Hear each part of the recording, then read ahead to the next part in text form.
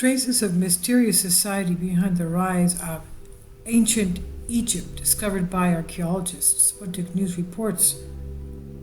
While we still know very little about Neolithic Egypt, the precursor to the subsequent civilization of pyramids and pharaohs, the often inaccessible sites conceal mysteries.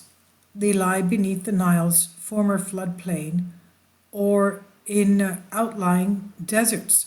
An international group of scientists reported the discovery of burial sites that date back to an ancient culture that existed in the Libyan desert and enabled the rise of ancient Egypt. It was published in some of their findings in the African Archaeological Review. While many of us tend to associate pre-Hellenic Egypt exclusively with the pharaohs and pyramids of the dynastic period, there was something before that, the Neolithic civilization that predated it.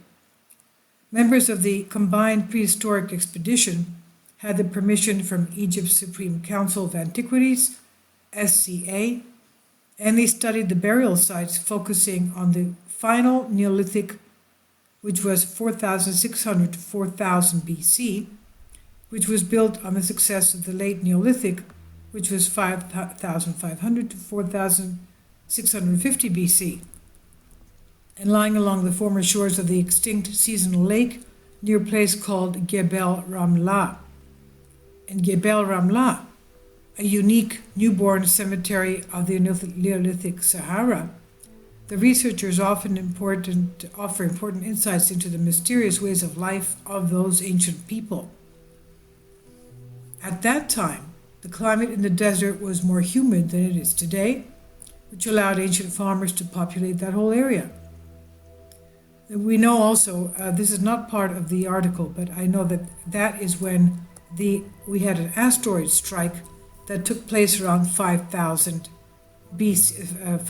years ago, and also it eventually gave rise to earthquakes and volcanic eruptions, volcanic ash clouds, a whole temperature change, earth change in the area, causing droughts, famines, and a change in the climate, making it more dry as it is today. Now, at that time, they say here, the climate in the desert was more humid than today, allowing ancient farmers to populate the area.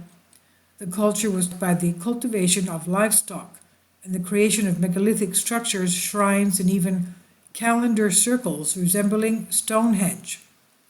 During the final part of the Neolithic period, people started burying their dead in formal cemeteries.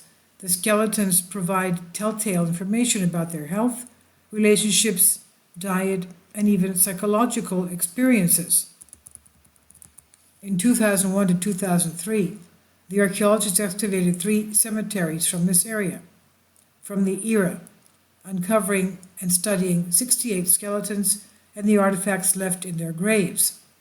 Elaborate cosmetic tools for women, stone weapons for men, as well as ornamental pottery, seashells, stone, and ostrich eggshell jewelry. Researchers found that these people had a low-level infant mortality, high growth, and a relatively long life expectancy, 40 to 50 years of age. In 2009 and 2016, 2 more cemeteries were discovered. They had 130 skeletons and a small number of artifacts. According to the results of the analysis, these people were short, there was a high degree of infant mortality, and they had a short life expectancy. Pondering the reasons for the tremendous differences in the burial sites, researchers came up with a number of theories. It's possible that some sites were intended for people of high social status, while others were for the working class. This could be the earliest evidence of class stratification in Egypt. This is what the experts claim. These indicators, taken together with the innovative technological and ceremonial architecture, such as the calendar circles and shrines, imply that these people showed a level of sophistication beyond that of common cattle and sheep and goat herders.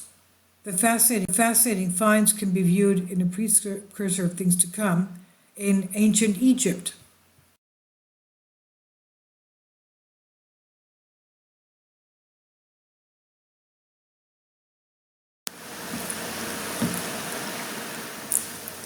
If you'd like to join me on my Patreon account, you will hear content not covered by mainstream media.